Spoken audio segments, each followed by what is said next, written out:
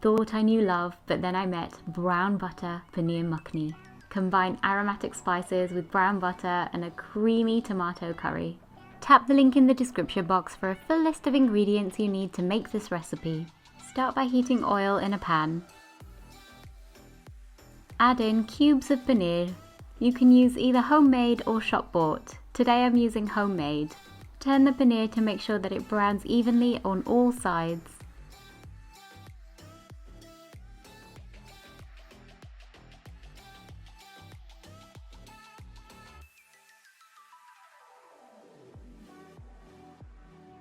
Once browned, remove the paneer from the pan and set aside.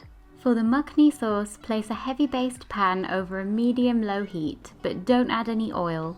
To the pan we'll add cashew nuts, dried Kashmiri red chilies, whole coriander seeds, whole cumin seeds, and green cardamom pods.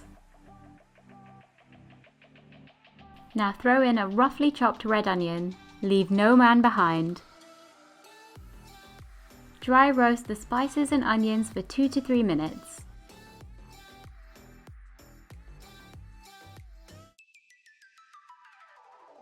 Next, add tomato passata, which is sieved tomatoes, and water.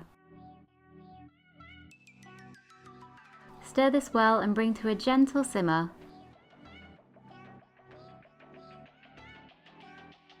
Now cover the pan and simmer over a medium-low heat for about 10 minutes. In this time, the spices will cook and the onions and cashews will soften. Once this is simmered, switch the heat off and remove the lid. Allow this mixture to cool. A wise friend once told me that I must strive to be the best version of myself. I think butter has the same friend because along comes brown butter to blow our minds. It's like regular butter, but with a breathtaking glow up. Here's how to make brown butter.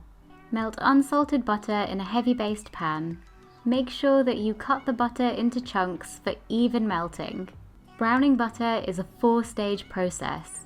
Initially, the butter will be a pale creamy colour just like this. Be sure to stir the butter constantly so that it browns and doesn't burn. Browning butter is an example of a Maillard reaction.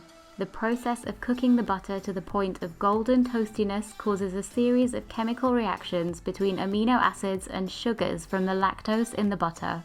The same reaction is responsible for some of the most delicious foods we know: golden cookies, scones, croissants, and pain au chocolat, even toast. Once the water begins to cook off, it will cause the liquid to spit and splutter as the fats in the remaining water continue to interact. During this third stage, prepare for a lot of foam. The water has now evaporated and the fats can begin to caramelize. This pillowy sheet of foam is like a heavy rain cloud on a sunny day. Underneath, the butter is changing from yellow to amber. Once the foaming begins to subside, you'll notice a grainy sediment at the base of the pan. These are made up of caramelized milk solids similar to what we see in making ghee. They are pure umami flavor. Salty, caramelized, and slightly bitter.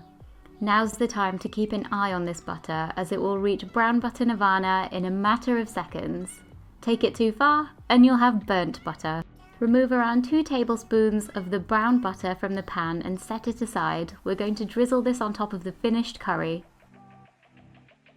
With the remaining brown butter still over a very low heat, add the crushed garlic and grated ginger, tomato puree, turmeric, and Kashmiri chili powder for a whack of crimson colour. Sauté just for 1 minute and then switch the heat off.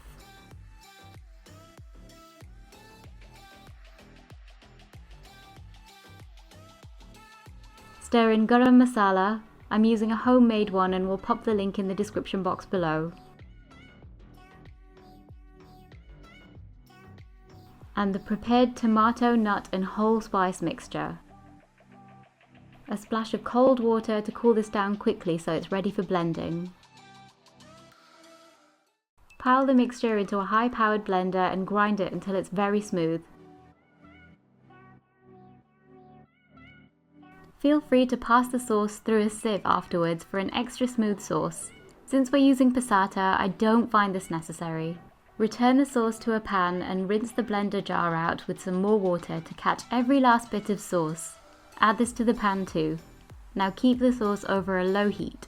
Season with some salt, agave nectar or brown sugar to sweeten and mellow out the chili heat, and ground cardamom seeds.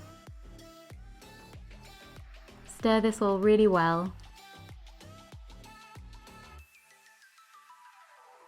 A swirl of cream,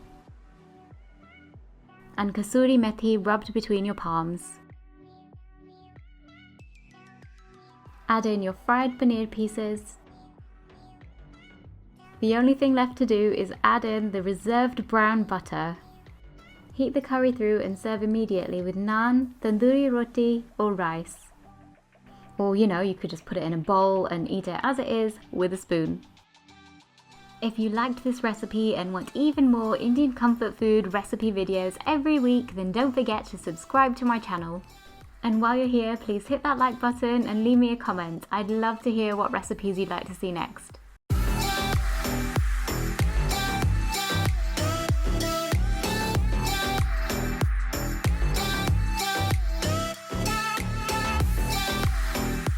Now who do we contact to make brown butter and paneer makhani the law? Like the actual law, international law.